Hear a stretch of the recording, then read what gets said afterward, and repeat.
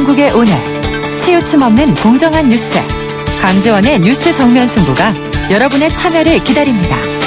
짧은 문자 50원, 긴 문자 100원에 휴대전화 메시지 샵 0945와 YTN 라디오 어플리케이션 예스 게시판에 소중한 의견을 남겨주세요. 참여해주신 분들 중 추첨을 통해 정통 시사주간지 주간경향, 아시아 전문 월간지 매거진엔 구독권을 드립니다. 뉴스 정면 승부는 여러분의 참여로 완성됩니다. 대한민국의 오늘, 강지원의 뉴스 정면 승부.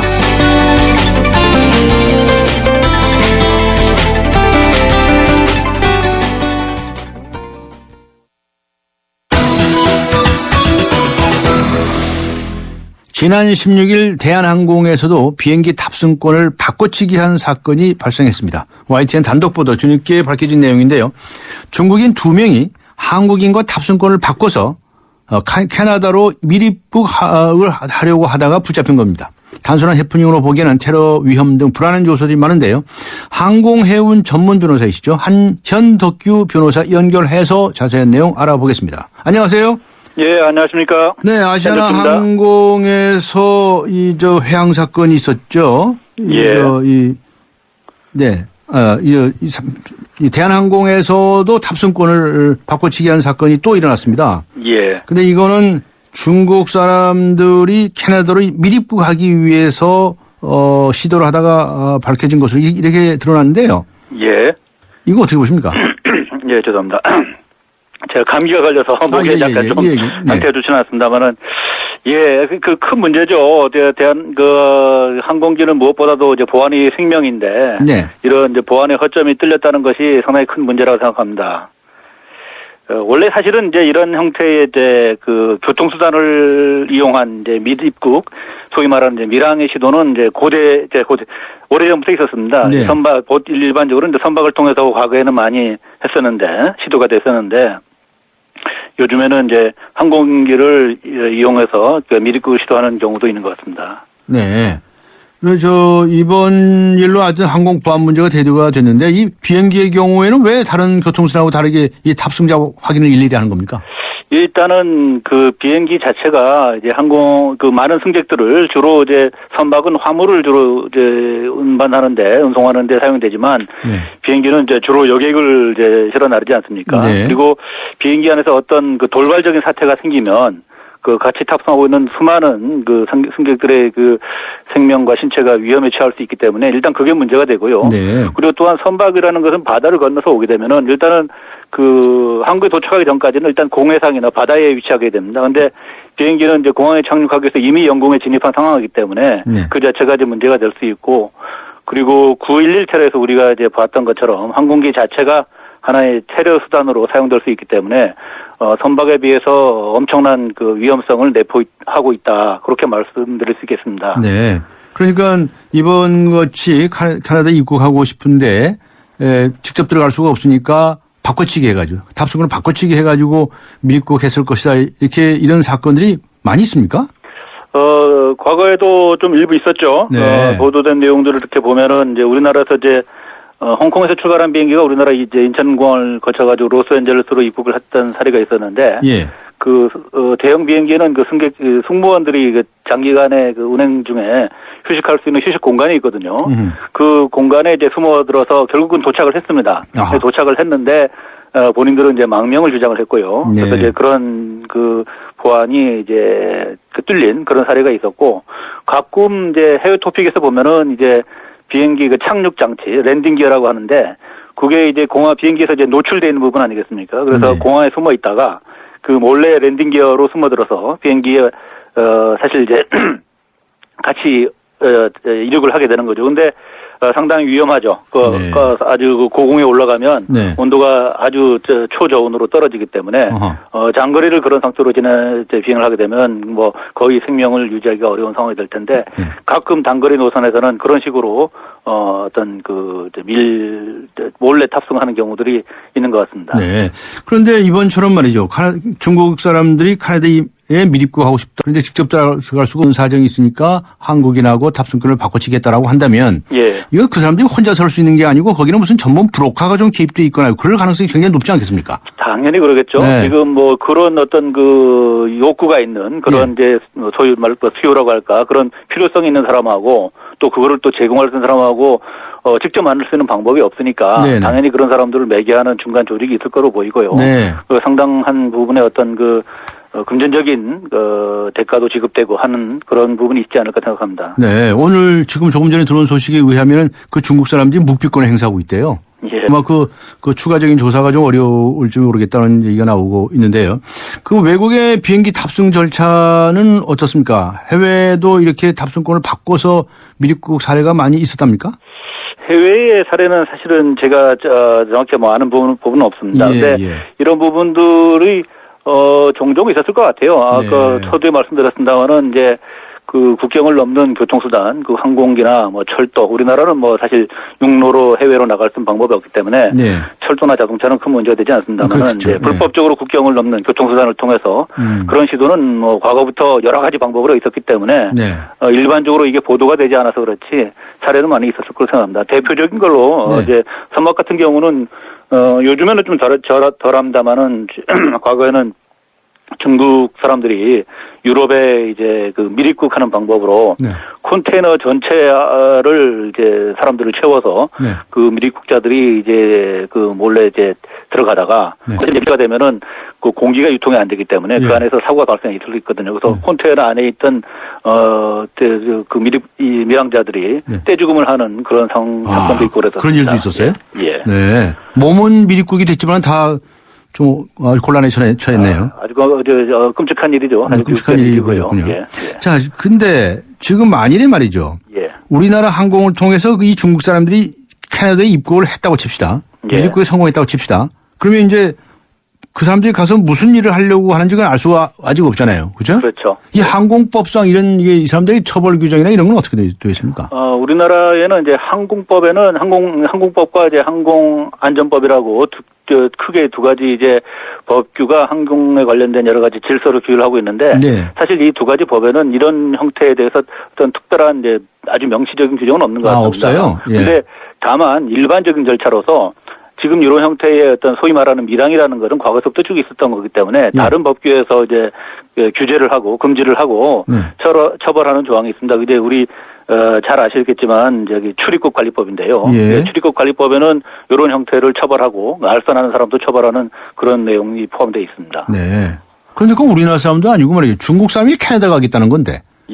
역시 근데 이제 출입국 관리법에서는 이제 우리나라 사람들의 어떤 행위만 처벌을 하는 것이 아니라 거기 아마 국제적인 어떤 그런 그 출입국 관리의 어떤 공조 이런 부분을 반영한 것으로 보여지는데 우리나라를 거쳐서 외국으로 나가는 외국인의 어떤 이런 이제 불법적인 편익수당을 제공하는 경우도 처벌하도록 규정하고 있습니다. 그러면 이런 밀입국을 도와준 브로커가 만일 드러났다라고 하면 그 브로커들도 처벌할 수 있는 규정은 있겠네요. 그렇죠. 그 브로커들도 처벌할 수 있는 규정이 있습니다. 알겠습니다. 출입국 관리법에서는 이제 그 위반의 경우에 특별히 이제 이제 운수업자에 대해서도 그러니까 이제 우리나라로 치면 지금 대한항공을 말하는 거겠죠. 지금 사건에서는 그 탑승을 할 때 여권이나 사증을 지니지 아니한 사람을 탑승하지 못하도록 하는 그런 걸 이제 준수하도록 하도록 하는 일반적인 의무를 규정하고 있습니다. 다만 이 부분에 대해서 어떤 처벌 조항이나 이런 부분이 없기 때문에 이게 이제 선언적인 어떤 의무 조항에 그쳐서 그 항공회사나 이런 데서 별로 그렇게 신경을 안 쓰고 있는 것 같아요. 그런데 저번에 그 아시아나 항공은 이 부정 탑승자가 있다는 것을 알고도 회항을 하지 않았습니까? 그런데 이번에 대한항공은 회항을 하지 않고 그냥 갔어요. 이건 어떤 법률상 무슨 문제되는 거 없습니까? 그 자체가 법률상 문제가 되기는 어려울 거라고 보는데 1차적으로 이제 그런 사람이 탑승을 하고 있으니까 그 승객을 일단 먼저 파악을 했겠죠. 그리고 사실상 이제 그 당시로서는 어떤 상황인지 알 수가 없기 때문에 상당히 조심스럽게 접근을 해서 그 여러 가지 어떤 보안 위해 요소가 있는가 여부를 판단을 해서 보도된 내용에 하면은 이제 그 상공기 내에서 이제 체포를 했다고 하는데요. 그래서 체포가 된 상황이라 그러면 구태여 꼭 돌아와야 되는 상황은 아닌 것 같고 다만 그거는 이제 현장의 어떤 판단을 존중할 수밖에 없는 부분이 있습니다. 그래서 그 부분에 예를 들어서 어떤 또 수화물 중에 어떤 이제 폭발물이라든가 이런 부분이 있다는 의심이 든다 그러면 이제 기장과 협의를 해서 회항을 하든지 어떤 특단의 조치를 취했겠지만 네. 그런 부분이 특별히 의심되지 않는다 그러면 뭐 계속해서 항행을 할 수는 있다고 생각을 합니다. 네, 그 중국 사람들의 신병은 확보가 됐으니까 예. 꼭 회항할 필요는 없었다고 본다 이런 말씀이시군요. 예, 예. 자, 그러면 그 탑승권을 바꿔치기한 한국 사람. 예. 그다음에 또 브로커가 있다면 브로커. 예. 이런 사람들은 처벌을 앞에 말씀하신 대로 출입국관리법 위반으로 처벌을 할 수 있겠죠. 네. 근데 가장 이제 이런 사건을 목도하고 불안해하는 사람들은 이 비행기를 타는 승객들이죠. 그렇죠. 그렇죠. 이 또 언제 어디서부터 무슨 일이 생길지 모르니까요. 예. 그래서 국토부에서는 국제선의 모든 탑승구에서 여권을 철저히 확인하라 이렇게 지시를 했는데. 예. 뭐 이렇게만 하면 됩니까? 글쎄요, 뭐, 일차적으로는 이제 지금 저도 이제 이 사건 보도가 난 다음에 네. 관련 법규를 이렇게 봤는데, 네네. 아까 말씀드렸던 것처럼 이제 선박이나 항공기를 탑승할 때 여권이나 뭐 이런 부분, 사증을 확인하라는 게 일반적인 교통수단을 운항하는 사업자의 의무입니다. 네. 다만 이제 의무 위반의 경우에 이제 처벌 조항이 없다 보니까 네. 이제 그 부분이 이제 그다지 이제 관심을 못 끌고 있고 한편으로는 또 항공에 관해서는 항공보안법에 여러 가지 이제 구체적인 규정들이 있는데 사실 네. 그 부분이 어쩌면 너무 지나치게 싶을 정도로 자세하게 돼 있고 네. 근데 그 자세한 규정에서도 막상 이 부분은 항공보안법에는 빠져 있습니다. 그래요? 예, 그렇다 보니까 이제 명시적인 규정이 없습니다. 그러다 보니까 이제 그 부분이 이제 항공사에서도 어떤 목적지 국가의 어떤 요청이나 어떤 행정 절차나 이런 부분에 따라서 어차피 이제 한 나라의 법규만 지켜서 될 문제는 아니기 때문에 네. 이렇게 이제 어떤 선별적이라 그럴까요? 차별적이라 그럴까요? 좀 다른 취급을 했던 것 같은데 근데 사실은 이제 그런 취급이 좀 문제가 있었던 것이 아까 말씀드렸던 것처럼 출입국관리법에는 일반적인 의무 조항을 두고 있거든요. 여권이나 이제 사증을 이제 체크하라는. 네. 그래서 이게 이제 국제선에 해당되는 겁니다. 이제 국내선에 해당되는 건 아니고요. 네. 그래서 근데 이제 그게 아까 말씀드린 것처럼 처벌 규정이 없다 보니까 네. 또 기술적인 부분을 아주 디테일하게 규정하고 있는 항공보안법에는 또 그 내용이 없다 보니까 네. 사실은 너무나 필요한 어떤 당연한 부분이고 법상으로도 의무상으로 돼 있는 것인데 항공사들이 소홀했던 것이 아닌가. 네. 그리고 사실은 또 주무부서인 국토교통부 자체가 이런 부분에 대해서 네. 출입국관리법의 내용이 있는 것조차도 간과한 것이 아닌가 하는 생각이 듭니다. 네, 알겠습니다. 오늘 여기까지 듣겠습니다. 수고하셨습니다. 예, 네, 감사합니다. 현덕규 변호사였습니다. 지금 시각은 7시 29분을 가리키고 있습니다. 이 시각 교통 상황 알아봅니다. 김미란 캐스터입니다. 네, 뉴스 정면 승부 교통정보입니다. 금요일 퇴근길이라 자동차 전용도로 도심 곳곳이 많이 밀리고 있습니다. 우선 경인도 광명 지하차도에서 고척교 사거리 구간에서는 추돌 사고가 일어났습니다. 처리 작업하고 있는데요. 이 구간 잘 살펴서 이동하시기 바랍니다. 퇴교로는 회원 사거리부터 충무로역까지 양 방면이 서행입니다. 한남대로 따라 강남 쪽 이동 차량도 아직은 많은데요. 남산 1호 터널 이전부터 한남이 고가차도까지 밀리고 있고 남산 2, 3호 터널 모두 강남 쪽으로 서행입니다. 봉은사로 경복아파트 사거리에서 지금 교보타워 사거리까지 밀려 지나고 있는데 반대편도 서행입니다. 서초대로 교대역에서 서초역까지 밀려 지나고 있고 계속해서 강남대로 아직은 양지역부터 강남역을 지나 교보타워 사거리까지 양 방면이 서행입니다. 삼성로 따라 대치사거리부터 포스코 사거리까지 밀리고 있는데요. 반대편도 아직은 20km 안팎입니다. 분당 수서로는 청담대교 쪽으로 장지 나들목에서 탄천 1교까지 밀려 지나고 있고 반대 외곽 성남 쪽은 한결 수월하게 이동하고 있습니다. 북부간선도로 도심지 교통량이 꾸준하게 이어지고 있는데요. 지금도 신내 나들목부터 허벅골 램프까지는 밀려 지나고 있고 교차하는 동부간선도로는 외곽 의정부 쪽으로 성수 분기점부터 중랑교로 지나 녹천교까지 아직은 정체 서행하고 있습니다.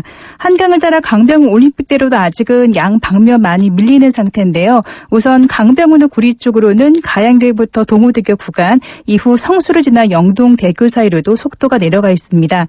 반대 일산 쪽으로는 청담부터 양화대교까지 아직은 20km 안팎입니다. 나라는 올림픽대로 하남 쪽으로도 가양대부 성산대교 구간, 다시 여의상류 나들목부터 동작대교, 이후로 반포대교 지나 청담까지도 정체 서행입니다. 반대 공항 쪽으로는 영동대교에서 가양대교 사이로 밀리고 있습니다. 뉴스 정면승부 교통정보였습니다. 서윤이 엄마. 민호 아버님. 당신의 이름 대신 누구 엄마, 아빠로 불리는 일이 많아졌다면 악사 자동차보험과 만나세요. 당신과 자녀에게 꼭 필요한 보장을 다이렉트로 더 저렴하게, 모바일로 간편하게. 악사 다이렉트. 가입 시 유의사항을 꼭 확인하세요. 왜? 코웨이 모든 침대는 상단이 분리될까? 침대는 몸에 닿는 부분부터 오염되잖아. 아하. 더러운 상단을 분리해 언제든 새 타퍼로, 그리고 전문가의 관리까지. 위생까지 책임져야 진짜 침대다. 코웨이 매트리스 케어 렌탈 1588-5200. 엄마라는, 도전이라는, 헌신이라는 이름의 흉터. 때론 자랑스럽지만 달라졌으면 하는 여자 마음. 더마틱스 울트라로 흉터 달라질 수 있습니다. CPX 성분이 흉터를 흐리고 부드럽고 매끈하게. 흉터 전문 더마틱스 울트라. 본 제품은 의료기기입니다. 네, 오늘의 금요 시사 퀴즈 다시 한번 소개해드리겠습니다. 이슬람 교도인 무슬림이 먹고 쓸 수 있는 제품을 총칭하는 말인데요. 아랍어로 허용된 것이라는 뜻이라고 합니다. 박근혜 대통령이 중동 순방에서 아랍에미레이트와 이 식품 관련 MOU를 체결해서 관심을 모으고 있는데요. 이것은 무엇일까요? 하는 퀴즈입니다. 1번 할랄, 2번 발랄, 3번 명랑, 4번 쾌활. 휴대전화 문자 샵 0945 우물정 0945번으로 정답 보내주시기 바랍니다. 추첨을 통해서 5분께 상처받은 이들의 용서와 화해를 다룬 연극 슬픈 인연 초대권 보내드리겠습니다. 오는 3월 27일 금요일 오후 8시 공연이죠. 정답 많이 보내주시기 바랍니다. 잠시 후 뵙겠습니다. 서양 고전음악을 완성시킨 천재 작곡가 악성 베토벤. 그의 음악적 잠재력을 일깨워준 사람은 스승인 크리스티안 네페 선생님이었습니다. 네페 선생님은 지루한 이론과 반복적인 연습을 강요하지 않았습니다. 이탈리아와 프랑스, 독일의 유명한 오페라를 감상할 기회를 마련했고 어린 베토벤이 음악에 대해 더 깊이 느끼고 생각할 수 있도록 이끌었습니다. 가르치는 것이 아니라 깨우치는 교육, 아이들의 잠재력을 활짝 꽃피우는 우리 교육의 희망입니다. 이 캠페인은 I am the key, 눈높이 대교와 함께합니다. 강지원의 뉴스 정면 승부. 네, 오늘의 금요 시사 퀴즈 한 번 더 소개해드리겠습니다. 이슬람 교도인 무슬림이 먹고 쓸 수 있는 제품을 총칭하는 말이라고 하는데요. 아랍어로는 허용된 것이라는 뜻이라고 합니다. 박근혜 대통령이 중동 순방에서 아랍에미레이트와 이 식품 관련 MOU를 체결해서 관심을 끌고 있는데요. 이것은 무엇일까요? 하는 퀴즈입니다. 1번 할랄, 2번 발랄, 3번 명랑, 4번 쾌활. 휴대전화 문자 샵 0945 우물정 0945번으로 정답 보내주시기 바랍니다. 추첨을 통해서 5분께 상처받은 사람들의 용서와 화해를 다룬 국립극단 연극이죠.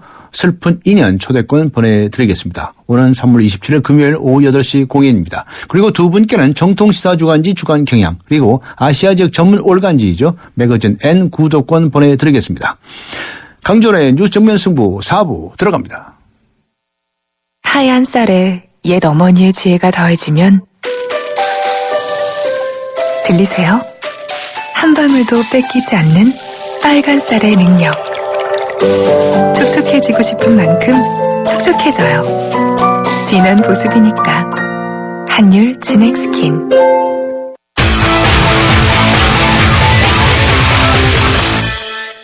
네, 스포츠 소식 알아보겠습니다. 스포츠 포인트. 중앙일보의 박린 기자 연결합니다. 안녕하세요. 네, 안녕하세요. 네, 우리나라가 2019년 축구죠. 축구 여자 월드컵 유치에 실패했죠. 아, 네, 맞습니다. 우리나라가 오늘 새벽 스위스에서 열린 국제축구연맹 집행위원회 투표에서 최종 경쟁국인 프랑스에 밀려서 2019년 여자 월드컵 유치에 실패했는데요. 네. 여자축구 피파 랭킹 3위인 프랑스가 여자축구 저변이 높고 활성돼 있어서 우리나라보다 높은 점수를 받은 것으로 알려졌고요. 또 우리나라가 이미 2017년 남자 20세 월드컵 유치권을 확보한 것도 특정 국가의 피파 주관 대회를 몰아줄 수 없다는 부정적인 여론을 형성한 것으로 보입니다. 네. 그런데 2022년 카타르 월드컵은요, 여름이 아니라 겨울 개최가 확정이 됐다고요? 아, 네, 맞습니다. 국제축구연맹이 카타르 월드컵 결승전을 카타르 국경일인 12월 18일에 치르고 대회 기간을 나흘 줄어든 28일로 의견을 모았다고 밝혔는데요. 네. 국제축구연맹이 처음으로 월드컵을 겨울에 개최하는 건 카타르의 더운 날씨 때문인데요. 네. 통상적으로 월드컵을 치르던 그 6월에 그 카타르 낮 최고 기온이 섭씨 40도에 달해서 그 선수와 팬을 생각해서 일정을 변경했습니다. 네.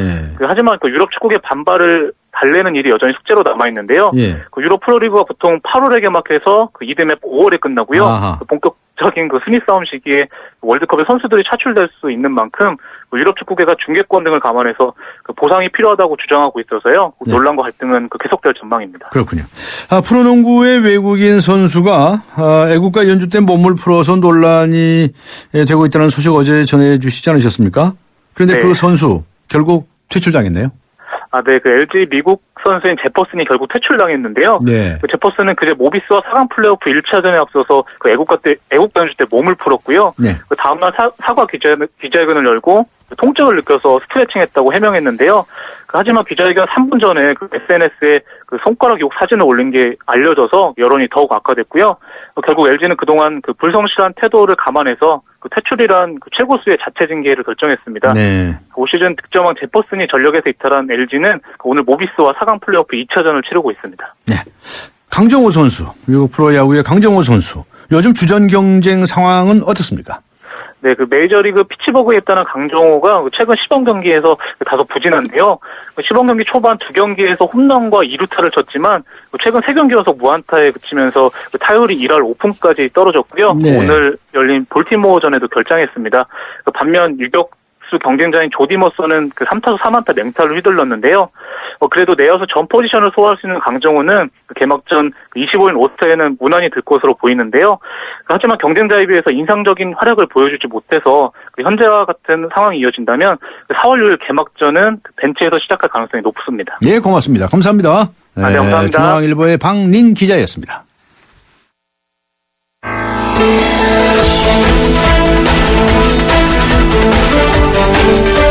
세상을 바꾸는 정면 승부.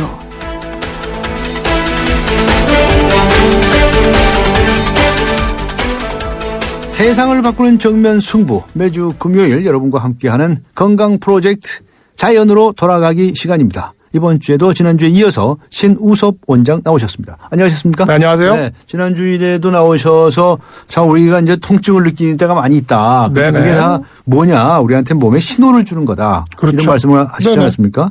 예를 들면 염증을 느낀다는 무슨 뭐 이렇게 질병 같은 거. 네네. 이런 것들이 결국 우리에게 혈액에 어떤 문제가 있다는 신호를 주는 거다. 이런 말씀을 해 주시는 게 맞습니까? 맞습니다. 네. 그래서 이제 그런 것은 결국 이 몸에 나타나는 증상에 불과한 것이고 그 근본은 원인이 있다. 네, 맞습니다. 그 근본은 원인이 뭐라고요? 결국은 에너지하고 연관이 있습니다. 혈액순환을 시킬 수 있는 에너지. 혈액순환과 에너지하고 관련이 있다. 그렇죠. 혈액순환은 공짜로 하는 게 아니라는 거죠. 네. 심장과 혈관은 내가 깨어있던 잠자던 계속 움직이고 있습니다. 네. 엄마 뱃속에서부터 뛰기 시작해서 죽는 그날까지 80년, 90년, 100년을 넘게도 쓰면서 1분 1초도 안 쉽니다. 네. 대단하지 않습니까? 그래서 그 에너지를 공급을 제대로 해줘야 되는데. 그렇죠. 그렇게 하기 위해서는 먹는 습관을 바꿔라. 네, 맞습니다. 이런 말씀 어제 지난주에 아주 강경하게 해 주셨어요. 네, 맞습니다. 근데 그 중에 가장 첫 번째로 현미를 먹어라 이런 말씀을 해 주셨거든요. 네네. 네. 현미가 왜 이렇게 이 에너지를 잘 만들어주는 거라고 말씀을 해 주시겠어요? 우리 인간의 소화기관들 살펴보면요. 네. 이 바로 곡식을 먹고 소화하기에 딱 최적화되어 있습니다. 네.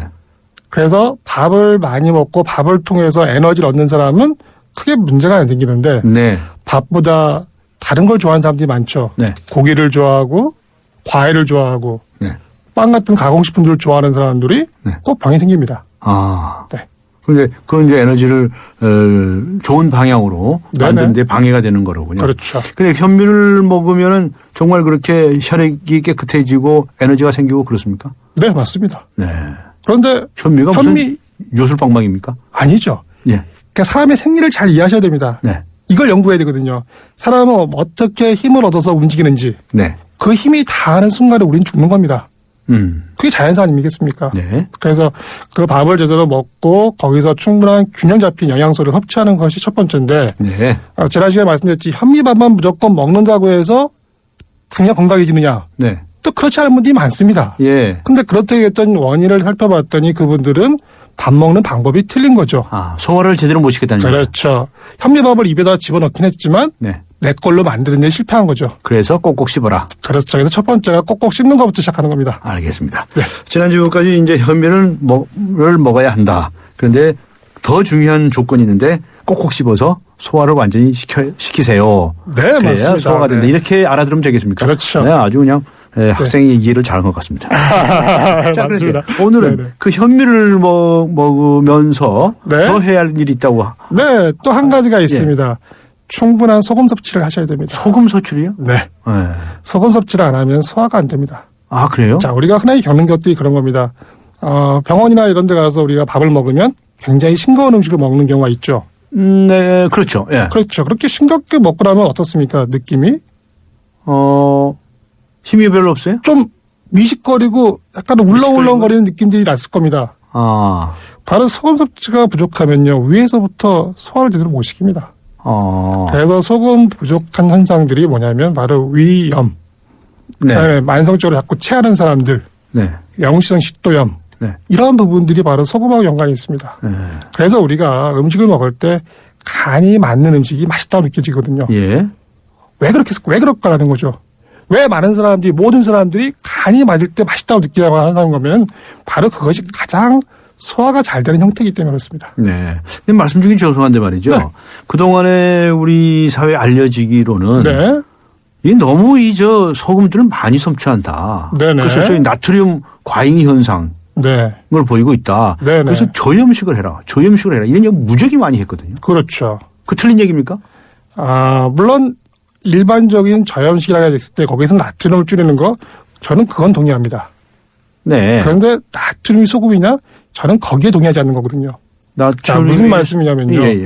우리가 흔히 오해하고 있는 것들이 정제염인 형태의 NaCl, 너마나트륨 형태를 우리가 소금으로 보고 있는데요. 네.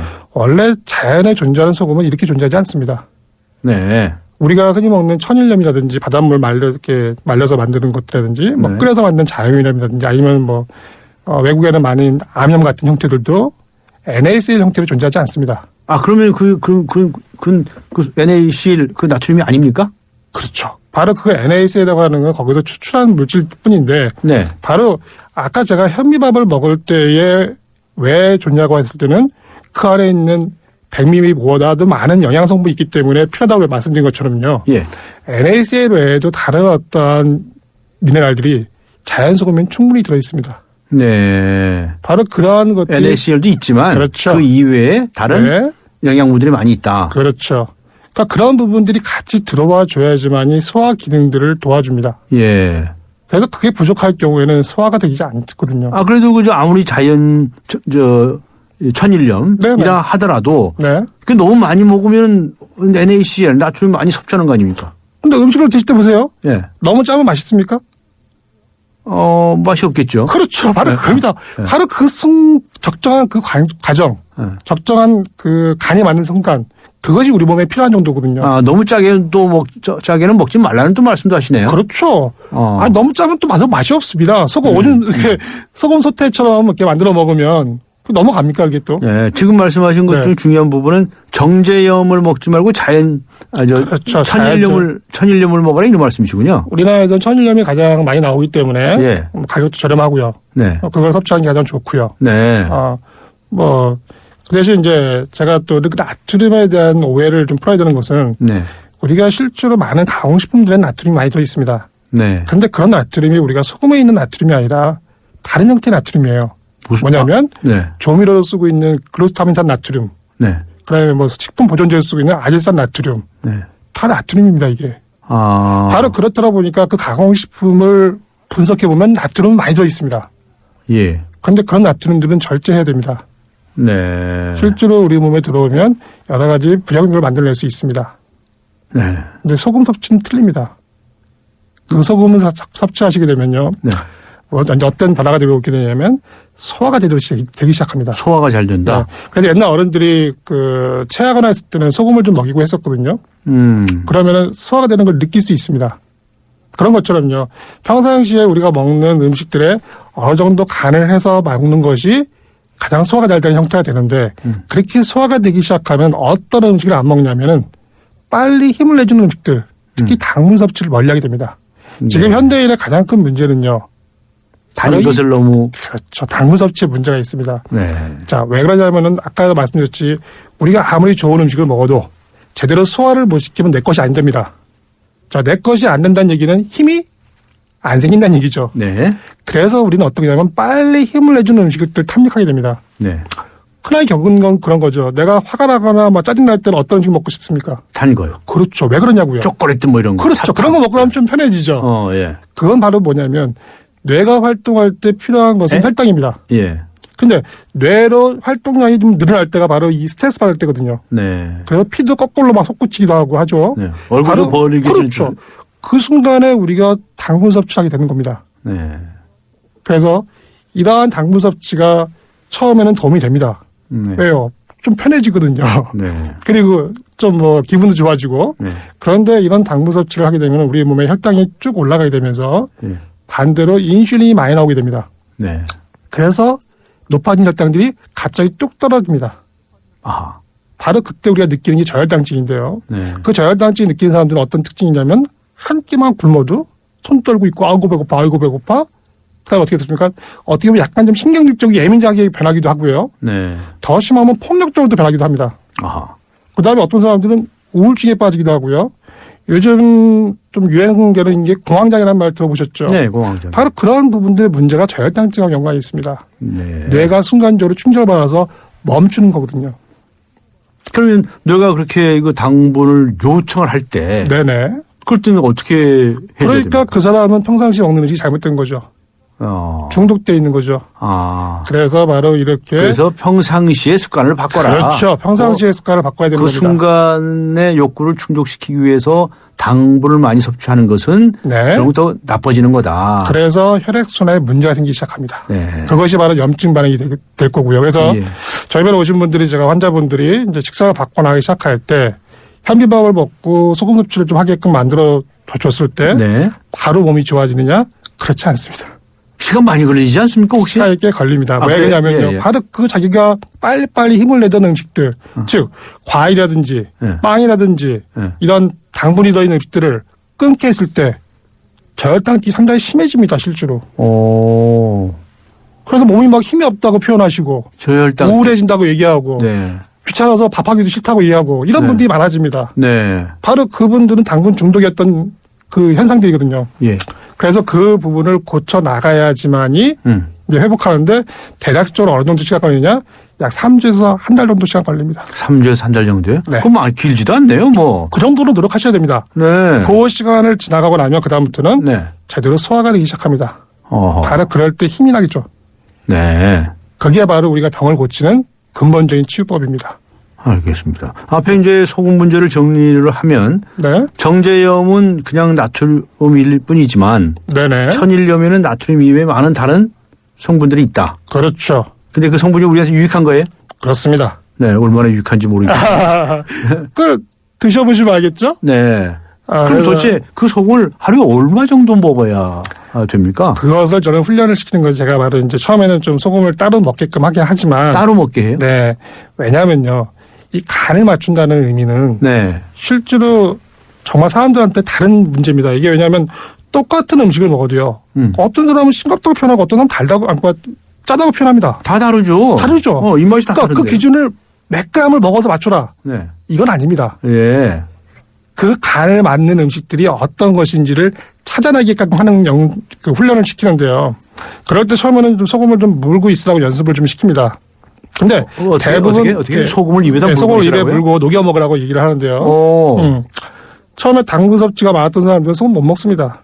딱 입에 넣는 순간에 벌써 아우 짜 이러고 탁 너무 뱉어버립니다. 짜서 네. 견디지를 못해요. 그렇죠. 아. 그런데 몇 번 좀 먹다 보면요. 예. 이제는 잘 먹게 됩니다. 소금의 단맛을 느끼기 시작합니다. 그럼 입에 소금을 넣고 어떻게 침으로 녹여 먹는 거죠. 침으로 녹여 먹으라고요? 네네. 오. 그런 연습을 하고 나면요. 이제 음식을 먹을 때 간을 맞추게 됩니다. 네. 그게 그 사람에게 가장 적당한 형태입니다. 그런데 그거를 소금을 몇 그램 먹어야 된다? 자, 우리가 먹는 음식들을 소금에 몇 그램인지 어떻게 그걸 우리가 측정할까요? 그렇죠. 아, 그리고 이제 그걸 반찬 같은 거 알 할 수 있나요? 때 그렇죠. 소금이 여러 가지 형태로 들어가는데 네. 그거 어떻게 측량할 수도 없고. 그렇죠. 근데 우리가 그거 자꾸 측량하려고 노력합니다, 사람들은. 측량을 하지 마라. 저한테도 질문을 많이 합니다. 소금 몇 그램 먹어야 되느냐. 제가 뭐라고 대답할까요? 네. 그거는 그램수를 따질 수는 없습니다. 예. 그램수를 따지기보다는 당신의 입맛이 간을 맞춰서 먹을 정도. 처음엔 그럼 따로 먹게, 소금을 따로 먹게도 한다고 그러셨죠? 그렇죠. 그 연습을 좀 시킵니다, 처음에는. 그랬을 때 이제 음식에 간을 맞추게 됩니다. 아, 그리고 나서 음식에 간을 맞춘다고요? 그렇죠. 그러면 그 상태로 평생 살면 됩니다. 네. 네. 그렇군요. 소금이라는 것도 이제 나트륨 과잉이라고 하는 오명을 띠고 있는데. 그래서 요즘 뉴스에 보시면 알겠지만 소금 과잉이 문제가 아니라 예. 소금이 부족했을 때 여러 가지 병이 생길 수 있다는 얘기들이 나오고 있습니다. 네. 실제로 지금 혈관을 막아서 동맥경화를 촉진하는 뭐 콜레스테롤인지 중성지방이 높아지는 것들이 네. 소금 부족 때문이라고 하는 논문도 나오고 있고요. 네. 그다음에 얼마 전에도 뭐 피부 면역력에 대한 부분이 소금하고 연관이 있다 뭐 이런 얘기도 나오는데요. 다 그것이 바로 혈액순환하고 연관이 있습니다. 그래서 우리 몸에서 혈액순환을 시키려면은 가장 기본적으로 피 속에 어느 정도 염분, 네. 0.9%로 알려져 있는데요. 그 정도의 어떤 그 염분 정도가 적당히 있어야 됩니다. 그래야 우리가 혈액순환을 시킬 수 있습니다. 네. 앞에 이제 현미도 먹고 그다음에 소금도 먹으라는 말씀을 하셨는데 아무래도 또 채소를 먹으라고 하실 것 같아요. 그리고 네. 이제 고기 같은 동물성 식품은 먹지 말아라 이런 말씀하실 것 같은데 맞습니까? 네, 맞습니다. 동물성 고기는 왜 먹으면 안 됩니까? 우리가 건강검진을 하게 되면요. 예. 콜레스테롤이라는 말을 들어보셨죠? 네, 많이 듣죠. 네, 그래서 콜레스테롤이 높기 때문에 당신은 앞으로 고지혈증 약을 드세요. 이런 처방을 받았던 적도 있을 겁니다. 예, 예. 그런데 내 혈액 속에는 왜 콜레스테롤이 높아졌는지 한번 생각해 보자고요. 네. 결국은 우리 몸의 혈액은요. 내가 먹은 음식으로 만들어집니다. 네. 그래서 내 혈액 속에 콜레스테롤이 높다는 얘기는 내가 먹은 음식 중에 콜레스테롤이 높았을 가능성이 높습니다. 네. 콜레스테롤은 항상 일정 정도 유지하는 우리 몸의 기능이 있거든요. 콜레스테롤은 우리 몸에서 자체적으로 만들어지는 거라면서요? 만들어지죠. 네. 왜냐하면 콜레스테롤이 없으면 세포 분해를 못합니다. 예. 그런데 바깥에서 너무 많은 콜레스테롤이 들어오게 되면 그것을 우리가 해결을 못하기 때문에 네. 혈액 속에 콜레스테롤이 많아지게 되는데 네. 문제는 그렇게 됐을 때 혈액이 끈적끈적해지면서 혈자를 만들 가능성이 높아집니다. 네. 그것이 바로 동맥경화를 촉진하게 되고 혈관을 막아버릴 수가 있게 되죠. 네. 그래서 콜레스테롤이 높다라고 했을 때는 식사를 바꿔야 되는데 네. 자 콜레스테롤은 어디서 섭취하냐면 바로 동물성 음식에서 섭취합니다. 네. 식물성에는 콜레스테롤이 없습니다. 그러면은 동물성 이 식품에서 네. 콜레스테롤 섭취하지 않아도 네네. 내 몸에서 자체적으로 생산되는 콜레스테롤만 가지고서 충분하다고 보시는 겁니다. 그렇죠. 아, 바로 그래요? 그겁니다. 우리 몸은요. 네. 스스로 만들어내고 유지하는 항상성이 있습니다. 네. 내 몸이 필요하면 많이 만들 것이고요. 네. 내 몸이 필요 없으면 별로 안 만듭니다. 네. 그런데 그런 기능들이 깨져버리는 거죠. 그래서 동물성 식품은 안 먹거나 또는 적게 먹는 것이 좀 좋다. 절제하시는 게 필요합니다. 근데 기존의 현대 영양학은 예. 바로 그 동물성 식사를 통해서 칼로리도 섭취해야 되고 네. 거기서 영양물 섭취한다고 이해합니다. 그래서 뭐 그 학교 급식이나 단백질 뭐 예. 네, 그렇죠. 단백질 신화죠. 예, 예. 그 단백질을 계속적으로 섭취해야 된다고 이해하지만 우리 몸은 그렇게 많은 단백질이 필요하지 않습니다. 네. 그래서 그 과도한 단백질을 바깥으로 분해해서 배설하는데 더 많은 에너지가 쓰일 경우가 많거든요. 네. 그래서 여러 가지 병이 생깁니다. 그래서 요즘 과단백이라는 얘기가 나오는 겁니까? 그렇죠. 아, 네. 너무 잘 먹어서 탈이네요, 우리 지금 사람들이. 그렇죠. 그러니까 그런 것들이 잘못된 정보를 갖고 있기 때문에 그렇습니다. 네. 우리가 단백질을 충분히 섭취해야 건강할 수 있다. 네. 라고 생각하는 네. 그것이 상식인 사회에 살고 있기 때문에 이런 문제가 발생하는 겁니다. 네.